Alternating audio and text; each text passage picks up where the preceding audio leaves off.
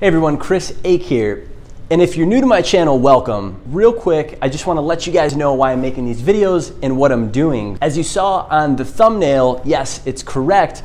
I built $1 million software development company, and I wanted to share that with you. And part of my journey and why I'm making this YouTube channel is because I want to share the progression and what we're doing and maybe give people a little bit of advice and help along their journey too. I started my first company in 2011 during my senior year of college. So I'm going on year 8 as a full-on entrepreneur, providing for myself. We have a staff between 2 companies, over 20 people that work for us.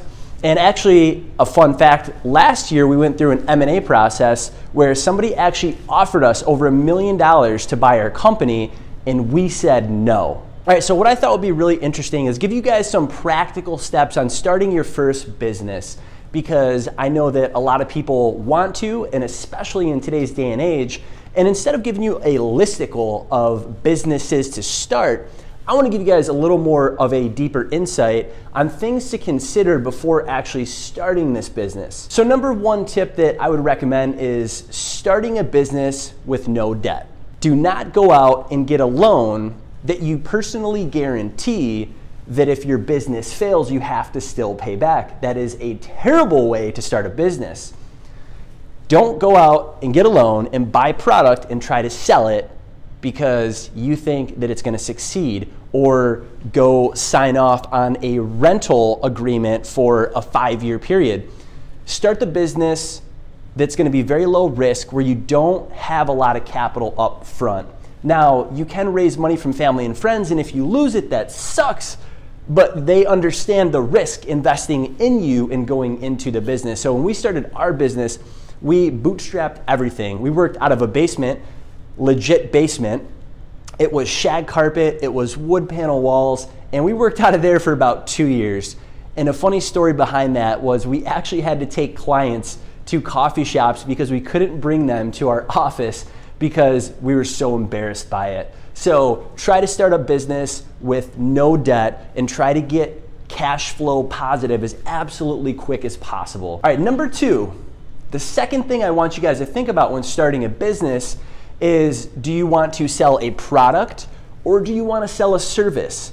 Because those are the 2 ways that you're gonna make money, service-based company or product. When we started our company, software development, we're essentially selling our service. Client will pay us, we'll build an app, we'll build a website, and we'll give it to them. We're providing a service. And that's actually one of the lowest risk businesses that you could start, because you do not need that much capital up front. You offer your skills and your time in exchange for money. If you fail, you fail. You just lost time, and that sucks, yes, but guess what? You've learned a lot. So that's the second thing to consider is, do you want to have actual physical products that you sell on the consumer side, or do you want to do a service for consumer? And also try to think about, are you going B2B or B2C? What we did was we went B2B, and we were a service provider company. I have never been a part of the B2C going to consumer markets. I am really interested when I do go to the consumer markets to test my skills of customer service, sales, and marketing. And I can't wait for that opportunity to take a product or take something to market at scale. All right, so the third thing that I want you guys to consider when starting your business, the reason that we were able to get an acquisition offer of over $1 million was because we gave it time. This is a common theme that I talk about, especially with the younger, newer entrepreneurs. They're not giving it enough time to let their ideas blossom, to build their skills. They're jumping around from idea to idea. They're starting this, they're starting that. A lot of people see the things that I'm involved in 6 companies. Now, those 6 companies didn't start from day 1. I focused with my first software development company for 5+ years. I would say give it about 3 years. Try it and see if you are a business owner. See if you are an entrepreneur. Can you scale and grow your business? If you can't, you might as well just cut it and try something new. And maybe you find out you hate being an entrepreneur and you hate the stresses that come with it, and that's a-okay. Go find somebody and join their company. The startup community is an animal of its own. If you haven't been a part of it or know what it takes, you're gonna be in for quite the surprise. So give it some time, at least 3 years I would recommend. All right, so I hope you guys found that valuable. I hope that you guys see these tips that I'm giving you. Again, it's not a basic listicle to get clickbait for here's the businesses to start in 2019.